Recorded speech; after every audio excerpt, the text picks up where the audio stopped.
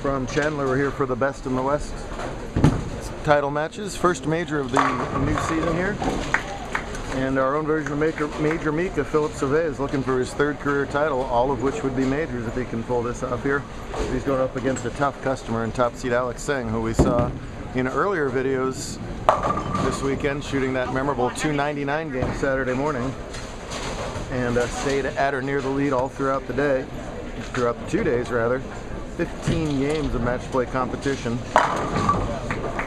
qualify first to plus 570 over those 15 games with a lot of bonus spins added in. If he can spare up this 10 pin, he'll be Dutch through 6 frames,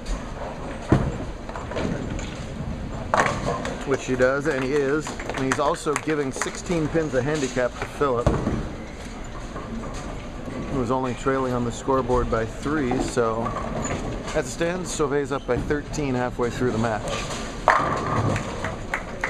Just getting started in the scratch division title match, and I got a shocker for you. Tez is playing Nick for the title match.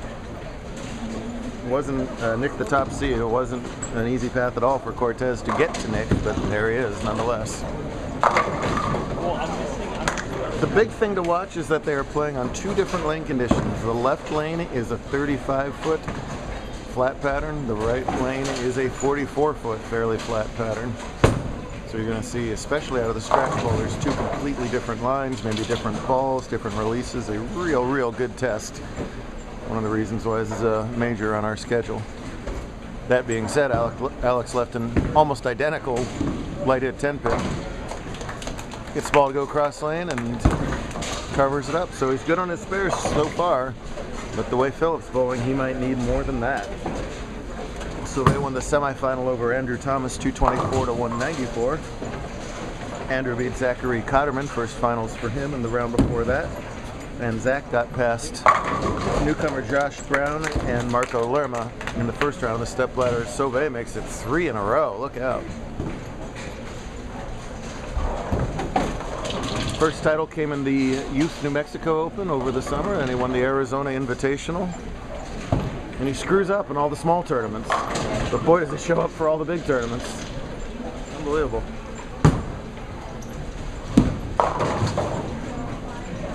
Little Brooklyn, oh man, and he's got it all going for him with the Brooklyn strike as well.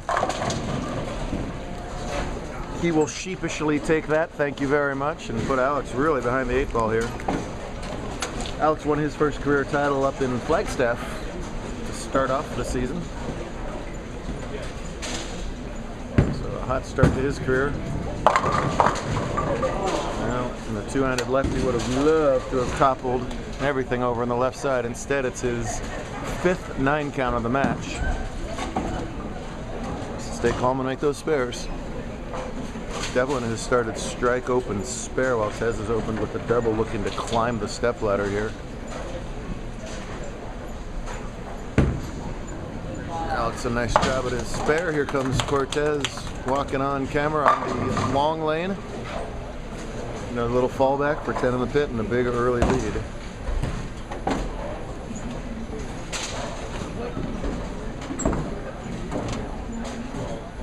In addition to that 299 he had back in game 3 of the tournament, he also had 258 today on the 2-pattern shot.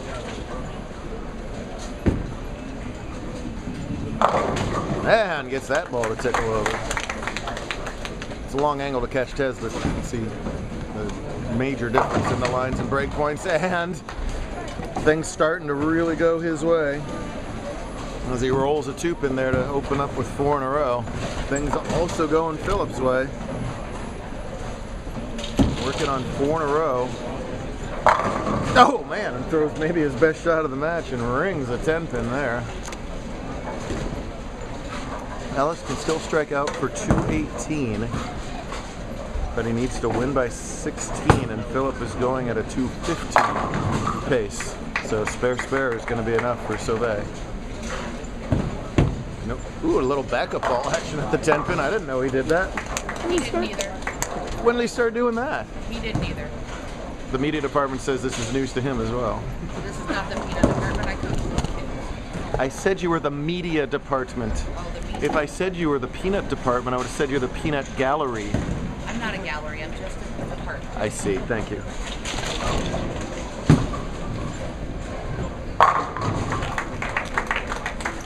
Any sort of good ball here? That's plenty good. Well, why not? Another Brooklyn. He's using Alex's side. That's not right. That is wrong. So sorry. Mama Sing's gonna beat you up. You knew we were gonna get you on camera one more time this weekend. Mama Sauvé so quiet and polite, and then Mama Sing just going berserk. I love me some Mama Sing.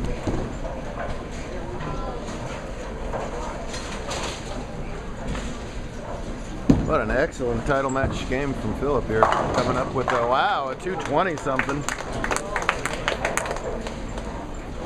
Saves his maybe best for last prior to, yep. Well, no, he had a 237 in game 12. This will be his second high game of the entire weekend. He can say goodbye to his handicap as well. We'll see him and Alex in a scratch title match soon if they both bowl like this. Well, the final number is going to be 223 and a well-deserved third career major title for Philip Sauvé. Make that a 260.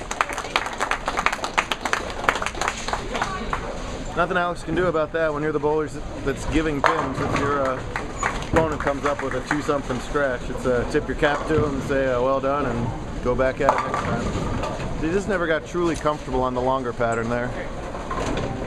He's going to bowl a clean 190, which is a very frustrating thing sometimes if you're a bowler. Devlin's got himself a double working here into 6. This is his big chance to come back as Tez's string ended at 4 over there. Tight. Oh, it held on that long pattern. That would have been 3 off the left on the short. Just fill time for Alex. No competitive bowler likes to finish second after such a impressive run. But you're going to see a lot more Alex. See a lot more of Sean too if he'd get off of work.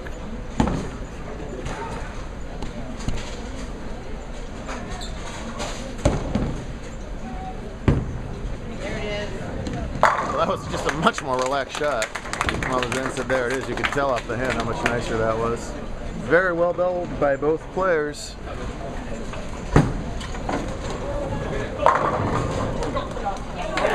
But say bonjour to title number 3 for Philip Sauvé, the French-Canadian Major Wonder.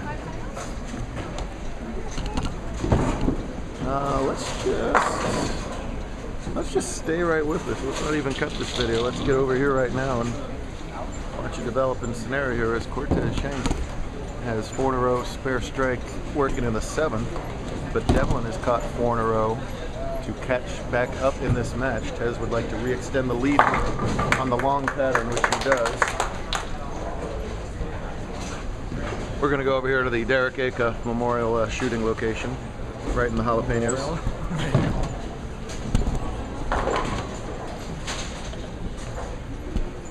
So Devlin opened in the 2nd and crawled back to within 10 prior to Tez doubling there. Yeah, this is close. 9-foot shorter pattern. His break point's going to be way further to the right on this pair. It's obviously broken down from the fresh, so he's starting a lot further left than he had earlier in the day. Confident looking shot right there.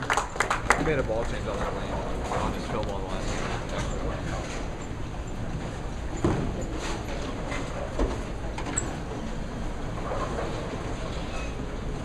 Tez has ran the step ladder at this point, beating Jacob Murky and Keith Fong in the first round. Then John Newton, who shot that 300 in round 2.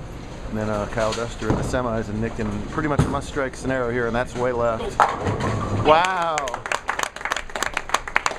Derek said shim, that certainly had to shim. It almost shimmed so much at flat 10. Radically different patterns there. And let's not skate by the fact that I just mentioned that Keith Fong finished in where? 6. The Keith Fong Memorial 6th place plaque is retained. That's right. 9th frame, trailing by 21. Everybody on doubles. Go!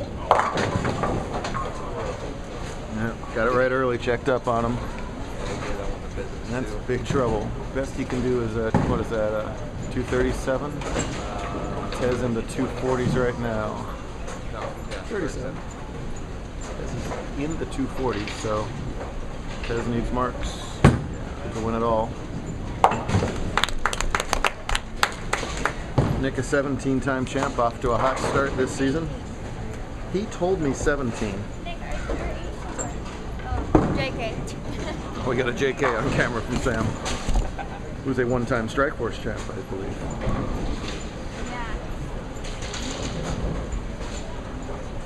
Craig Spencer, you better be bowling doubles this year. None of this Strikeforce nonsense. He asked me if Vinny a couple weeks ago. I'm sure the answer is always yes. Good shot, just a flat 10 for Cortez. He'll be plenty happy with that.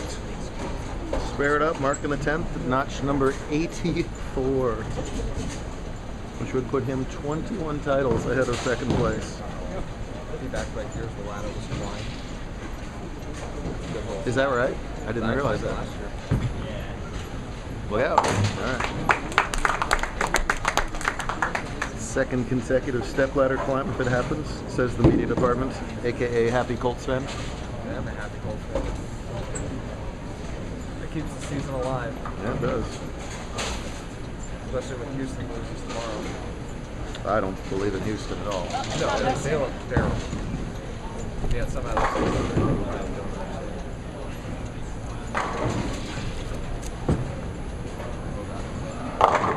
Oh, wow, trusted that one right, didn't he?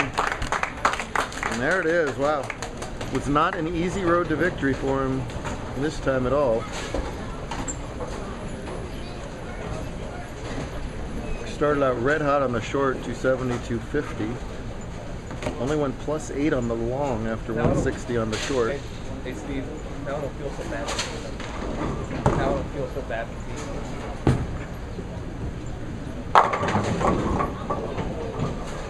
And catastrophe has struck because he did not. He got better as he went on what looked like a pretty squirrely pair earlier. He won with 180 over Newton. Recovered to 225 against Duster and a big 240. And he's going to need most of it to win this game.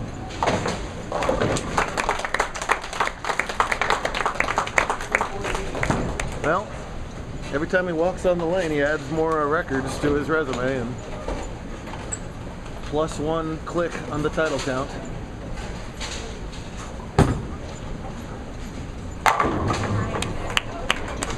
What did he leave in the second? 260.